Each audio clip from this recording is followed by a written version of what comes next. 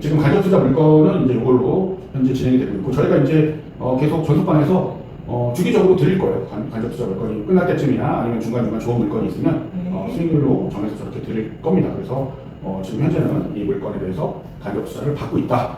이렇게 보시면 되고요. 그리고 궁금하신 거 여기서.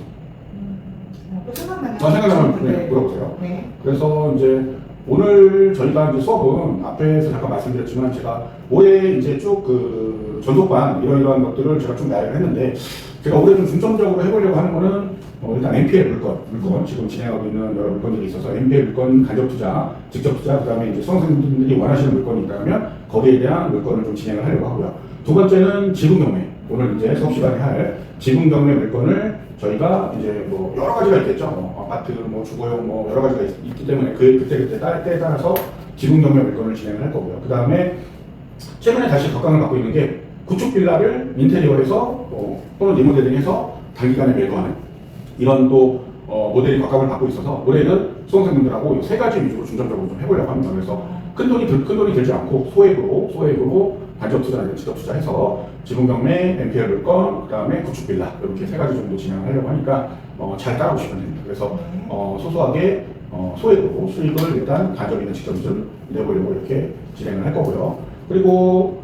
그래서 오늘은 공유지분에 대해서 조금 배워볼 거예요. 공유지분. 그래서 우리가 보통은 이제 공유지분이라고 하는데, 너 지분이 몇 프로야? 이렇게 물어볼 수 있겠죠, 사람들한테. 그랬을 때 우리가 이제 지분도 경매 물건으로 나옵니다. 이유는 뭐냐면, 우리가 이제 부모님이 돌아가시면 상속이 되겠죠.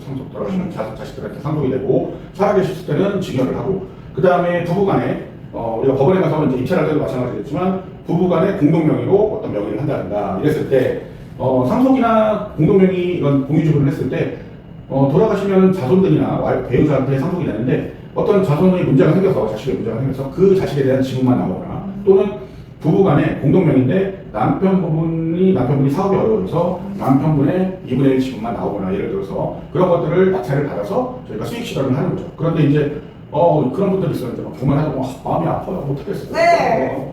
그러면 절대 안 됩니다. 절대. 왜냐면 저희가 저분들을 우리가 낙찰을 해고를 하려는 게 아니잖아요. 네. 어쨌든 지금 채무 관계를 해결해 드리려고 받는 거고, 저희가 아니어도 어때요? 다른 분이 또 받습니다. 다른 분이 또 낙찰을 받아서 해결해야 되기 때문에 오히려 저분들은 저 상태에 있는 게 더 힘들 수도 있어요. 그렇죠? 왜냐면 일반 경매 물건도 마찬가지예요. 어쨌든 지금 채무 관계를 해결하려면 누군가 낙찰을 받아서, 그렇죠? 그 부동산에 대해서 해결을 해줘야 채무 관계가 해결이 되는데, 그거를 옛날 우리 부모님 세대 막 그러죠. 남의 눈에 피눈물 나게 하면 안 된다. 근데 저희가 한 게 아니잖아요.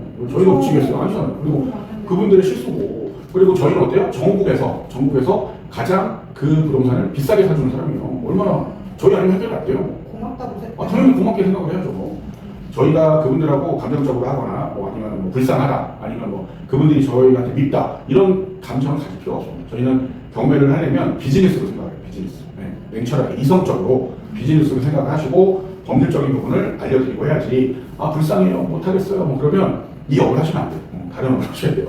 그래서 지금은 이제 경매에 대한 이미지가 많이 이제 좋아졌습니다. 그리고 이제 주민도 이 법정에 우리가 모임차 같은 거 가서 보시면 알겠지만 연령대도 다양하고, 그렇죠? 젊은 분들도 엄청 오고, 나이 지긋하신 분들도 오고 하기 때문에 요즘은 경매가 요즘이 아니라 이미 대중화가 됐어요. 대중화가 됐기 때문에 어떤 감정이 안 좋다, 불쌍하다 이런 게 아니라 매매한 방법이다. 그렇게 보시면 돼요. 그래서 아까도 저희 다른 분이 주종분이 말씀하셨지만 진짜 전국적으로 팔고 싶다, 이 부동산이 안 팔려서, 그렇죠? 네. 경매하기 넣고 싶다, 아까 이렇게 말씀하셨잖아요. 그런 것처럼 지금 경매 자체가 대중화되어 있고 매매한 방법이다. 그리고 낙찰자는 그 부동산을 가장 비싸게 사주는 사람이다. 고마워야겠죠. 그렇잖아요. 일반적으로 매매를 하면 경쟁에서 가장 비싸게 하는 사람인데 우리 깎으려고 안 하잖아요. 그렇잖아요. 그렇죠? 낙찰자는 그냥 쓴 금액대로 애들이 없이 그냥 딱 돈 내고 가져가는 거잖아요. 그러니까 고맙게 채무자 입장에서 생각을 했죠. 근데 낙찰을 받더라도 지분 경매도 솔직히 좀 저렴하다는 건 알고 있지만, 일반인이 이제 낙찰을 받아서 그 공유자들을 또 만나서 뭔가를 그렇죠. 해결해야 되는 그런 그렇죠. 과정이 이제 그런 것 때문에. 그렇죠. 어렵다고 느끼시죠. 네, 맞아요. 그러다 보니까 이제 또 대화도 안 될 것 같고, 네. 그다음에 만약에 무섭게 또 하면은 무섭고, 그다음에 그렇게 그림 그리신 분들 나오지 않을까. 그다음에 또 안 되면 또 소송해야 되고, 맞아요. 변호사도 써야 되고, 여러 가지 부분들이 있는데, 오히려 그렇기 때문에 또 아직까지 블루오션으로 남아있을 수 있어요, 경매 시장에서. 그리고 그런 것들은 지금 여러분들이 막연한 두려움을 안 해보셔서 그래요. 그리고 내가 경험치나 어떤 지식이 없기 때문에 그런 거지 경험치와 지식이 있는 사람과 함께하면 전혀 문제될 게 없습니다. 그리고 소송까지 가면 되는 거죠. 법적으로 뭐가 문제 있어요. 그래서 다음 프로세스를 다 알고 있다면 전혀 두렵거나 문제되지 않는다. 그러면 강사님은 그 공유 지분을 낙찰해서 이렇게 다시 매매한 뭐 성공 사례나 성공 사례가 있죠. 오. 그래서 저는 뭐 지금 말씀하신 것처럼 뭐 만나고 막 소송하고 막 이렇게 그러면 어떻게 막 걱정을 저도 처음에 했죠. 그런데 막상 부딪혀 보니까 어때요? 제가 그분 공유주분을 낙찰하고 제가 한 거는 딱 두 가지밖에 없습니다. 뭐냐면 내용 증명 한 번, 네. 전화 통화 한 번 이거밖에 없습니다. 전화번호. 내용 증명 보냈더니 저한테 전화가 왔어요. 그리고 사겠다 해결하자. 그래서 제가 낙찰 받고 네. 2달 만에 다시 매도하고 지분권자한테 스위치를 했죠. 2달. 그러니까 여러분이 생각하는 것처럼 시간이 오래 걸리거나 복잡하거나 무섭거나 절대 그렇지 않아요. 2달 만에? 2달 만에. 네. 그 공유 지분권자가 다시 제 지분을 찾았죠. 그러니까 그런 구조를 만드시면 돼요. 그리고 이 공유 지분은 장점이 아까 말씀하신 단점도 있잖아요. 장점이 사는 사람이 정해져 있습니다. 결국은 뭐야? 그렇죠. 관계된 지분권자들이 살 수밖에 없는 거예요. 네. 그렇기 때문에 확률은 더 높아질 수 있어요. 잘만 프로세스대로만 간다면. 근데 모르고 막 안 될 것 같아. 두려움이 없으면 막 이제 기아지만 치다가 방사는 거죠. 그래서 올해 이제 여러분들하고 요 지분 경매도 한번 진행해보려고 합니다. 그래서 생각보다 법적으로 가도 어려운 부분은 없어요. 뭐 지식을 다 알고 있고 어떻게 대처를 하면 되기 때문에 그게 물론 어려운 부분이 생길 수도 있겠죠. 그렇지만 그때에 대해서 또 해결해 나가면 되는 거니까 계속 어려운 부분 없이 계속 일이 잘 된다. 그것도 또 좋은 부분은 아니라고 생각을 하고 경험치를 쌓고 헤쳐나가는 데 있어서는 어려움도 겪어봐야겠죠. 그래야 또 성장하는 거고.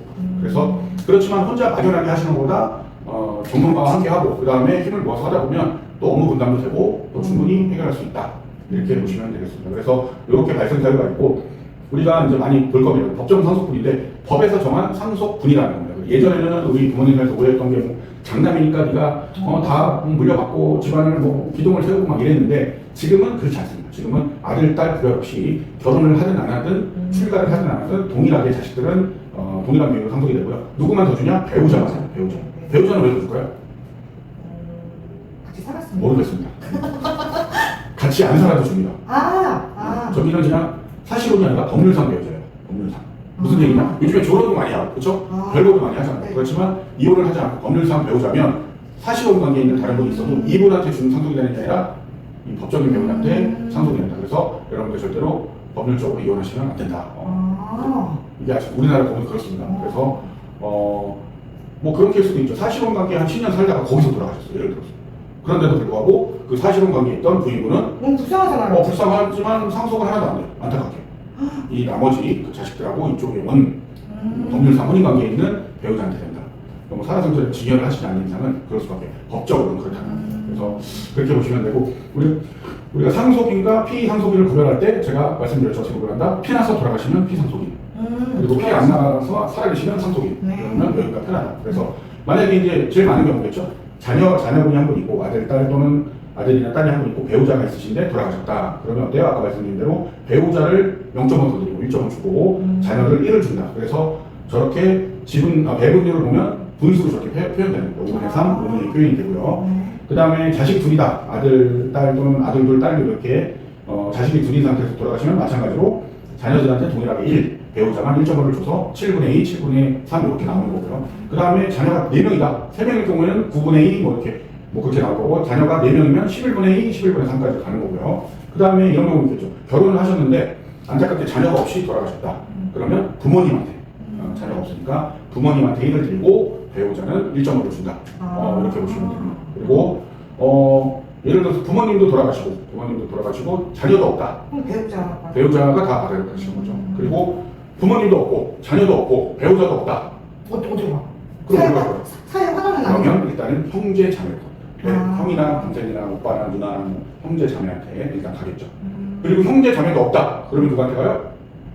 사촌까지 갑니다. 사촌. 반계열 쪽이라고 해서 옆으로 퍼져나가. 아버지의 동생이 삼촌이죠? 네. 형제가 그 밑에까지 사촌까지 주어지고 거기도 없다면 이제 국가로 가겠죠. 말 그대로 법정 상속분입니다. 근데 내가 지정을 했다, 유언을 했다, 뭐 유증을 했다면 그 사람한테 다 줄 수도 있습니다. 자녀가 아니더라도. 그래서 이거는 그런 거 없이 그냥 자연적으로 돌아가실 때 상속되는 부분은 법정 상속분의 예시다. 법에서 정한 비율이다.